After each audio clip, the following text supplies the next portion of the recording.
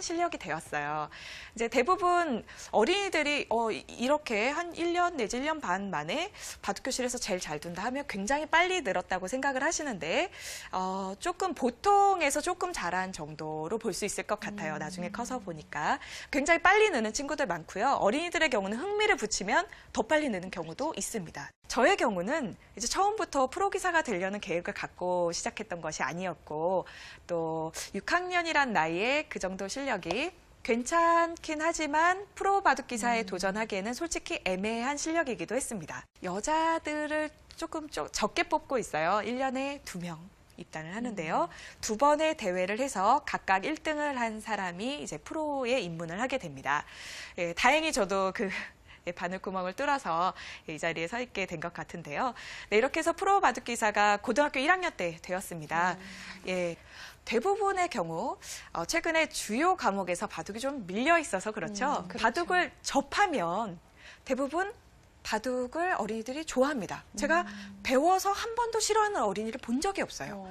예, 제가 나이는 좀 어리지만 제가 프로기사가 17살 때 되었기 때문에 네, 그때부터의 바둑 경력, 프로 경력으로만 보아도 제가 15년 차입니다. 네, 그래서 굉장히 많은 아이들을 보아왔기 때문에 이 100%의 확률을 기록한다는 것 자체가 저 자신도 아이들이 다 바둑을 좋아하는구나 깜짝 놀랐습니다. 네, 그래서 흥미를 바둑에 못 갖는 경우가 있는데요. 선생님한테 처음에 배우면 흥미를 갖는데 아버지나 이렇게 부모님께 배우면 흥미를 못 갖습니다. 신기하게도. 예, 왜냐하면 처음에 조금 어떻게 처음에 가르쳐 주어야 되는지 흥미를 유발해야 되는지 아마 모르고 이제 가르쳐 주시게 되고 분명히 바둑이 좋은 효과는 있어서 가르치고 싶었는데 실패하신 부모님들이 많으세요. 그래서 부모님들께서 바둑을 좋아한다고 하셔도 먼저 집에서 다 가르쳐 주려고 하지 마시고 네. 전문가의 도움을 네, 전문가의 도움을 먼저 받아서 네. 가르침의 경험이 많은 전문가를 찾아가셔서 처음에 흥미 유발을 하시면 좋으실 것 같아요. 조기 교육이 참 열풍이잖아요. 네. 이런 바둑 그래요, 교육도 맞아요. 조기 교육이 필요한 건지 아이들마다 다르다고 말씀하셨지만 그래도 일반적인 적기 시기는 언제쯤이라고 생각을 하세요? 예, 일단 빠르면 5살 때부터 배우실 수는 있습니다. 배우실 수는 있는데 5살 학생들의 경우는 이제 개월수에 따라서 또 그리고 아이의 성향에 따라서 조금 차이가 나는 것 같아요.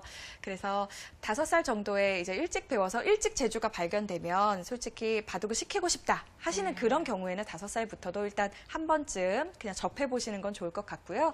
하지만 프로까지 시키신다고 해도 한 7살 내지 8살에 시키셔도 늦지는 않습니다. 네, 그래서 일단은 학교 가기 전에 접해보시는 게 좋기는 한 것 같아요. 바둑의 네. 경우. 또 최고의 성적을 기록하고 있는 기사들이 대략 7살 이전에 7살 혹은 7살 이전에 배운 경우들이 많기 때문에 여기서 한번 접해보시고 재주를 한번 흥미와 재주를 한번 보시는 것은 괜찮지 않을까 그렇게 생각을 합니다. 근데 초등학교 저학년 때에 그래도 주요 과목들 이제 많이 이수를 하지 않아도 그런 되는 시기이기 때문에 네네. 시간이 좀 더 많기 때문에 그때 바둑을 가르쳐 놓으시면 다른 과목을 하는데 굉장히 토양이 많이 될 것 같아요. 이 바둑 자체가 일단 안정적인 심리를 안정시키는 면에서 굉장히 도움이 됩니다. 그리고 여러 가지 서울대나 동경대 그리고 뭐 아동심리학과, 경희대 아동심리학과 등등등 굉장히 많은 곳에서 발표된 논문에 의하면 일단 집단으로 나누어서 이렇게 다 검사를 해서 바둑을 배운 학생들과 아닌 학생들, 이제 나이 차이도 굉장히 많고 어른들에게도 검사를 한 여러 가지 유형들이 있습니다. 이렇게 했을 때 종합적으로 나온 바둑의 장점은 일단 수리력, 과학력이 굉장히 높아진다는 것입니다. 수읽기 훈련을 한 수 한 수 놓는 것을 수라고 하는데요. 내가 이렇게 놓으면 상대방이 이렇게 놓을 것이다. 예측을 해보고 내가 이렇게 두었을 때 상대방의 최선은 이 수고 그러면 나는 이렇게 최선의 수를 두어야지 라고 생각할 때까지 굉장히 많은 수를 읽게 됩니다. 네, 그래서 일단 집이라는 것을 항상 바둑을 두면서 상대방의 모양들이 있는데 상대방은 대략 몇 집 정도의 모양을 형성하고 있고 내 집은 몇 집 정도를 형성하고 있어서 이런 수들을 두어야 하고 때로는 내가 불리하면 이렇게 승부를 걸어가야겠다 이런 계획을 세우게 됩니다. 일단 제가 수리력, 과학력 말씀을 드렸는데 집중력, 인내심에 있어서는 최고의 효과를 발휘합니다.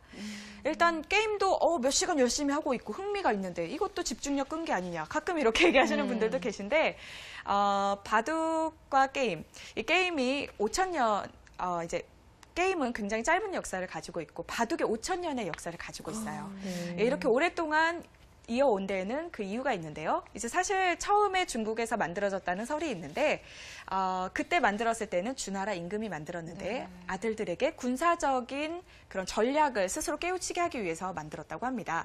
상대방의 심리를 많이 읽어야 되는 그런 종목이기 때문에 자연스럽게 이런 어떤 사람이 어떤 말을 했을 때, 이 사람은 이러한 뜻을 가지고 얘기했을 거야, 라는 것이, 저 같은 경우는 제가 그렇게 생각해서가 아니라 평상시에도 그냥 습관적으로, 이 사람이 이렇게 얘기하면 1번부터 5번까지 이런 뜻이 있을 수 있어, 이 말은. 그렇게 그냥 자동적으로 생각이 됩니다.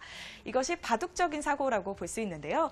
바둑이 상대가 한 수를 놓으면, 상대방은 이 수를 이러 뜻을 복합적으로 갖고 있어서 둔수라는 것을 바로 예측을 해내게 됩니다. 그래서 바둑을 수담이라고 해서 손으로 대화를 나눈다라고 하는데요. 이런 부분들을 통해서 나중에 대인관계라